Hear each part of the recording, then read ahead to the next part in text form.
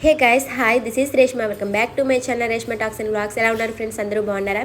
ఇక్కడ నేను చూపించేస్తున్నాను silk thread bangles అండి. ఇవి ఎప్పుడో నేను 3 years బ్యాక్ తయారు చేసుకున్నవి. అప్పుడు చాలా ఖాళీగా ఉండేదాన్ని. సో ఏం తోచక బ్యాంగిల్స్ని అయితే తయారు చేశాను. ఫస్ట్ చూపించిన బ్యాంగిల్స్ అయితే ఫస్ట్ టైం ట్రై చేశాను కదా. సో ఇంట్లో ఖాళీగా ఉన్న బ్యాంగిల్స్ అయితే అదే వేస్ట్గా ఉన్న బ్యాంగిల్స్ని అయితే తీసి తయారు చేశాను. సో ఒకటి చిన్నగా ఒకటి పెద్దగా వచ్చాయి.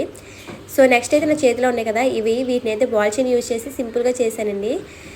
నెక్స్ట్ అయితే ఇంకా పట్టీలు చేశాను.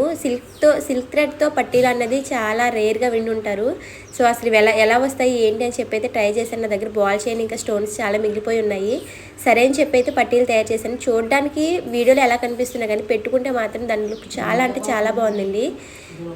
పట్టీలు కాకపోతే డైలీ వేర్గా అయితే పెట్టుకోవడం అయితే కుదరదులే, కానీ కాలికి ఎందుకంటే తడుపుతాం కదా కాలు ప్రతిసారి, అప్పుడు పాడైపోతాయి. కాకపోతే ఎప్పుడన్నా అకేషన్కి అలా పెట్టుకుంటే మాత్రం చాలా అంటే చాలా బాగుంటాయి, వెరైటీగా కూడా అనిపిస్తాయి. సో ఇవన్నీ తయారు చేసిన తర్వాత లాస్ట్లో అయితే ఈ సింగిల్ బ్యాంగిల్ని తయారు చేసుకున్నానండి. నాకైతే మీకు వీడియోలో ఎలా కనిపిస్తుందో నాకు అయితే తెలియదు, కానీ రియల్గా మాత్రం ఈ సింగిల్ బ్యాంగిల్ అసలు ఎంత లుక్గా ఉందంటే చాలా అంటే చాలా బాగుందండి.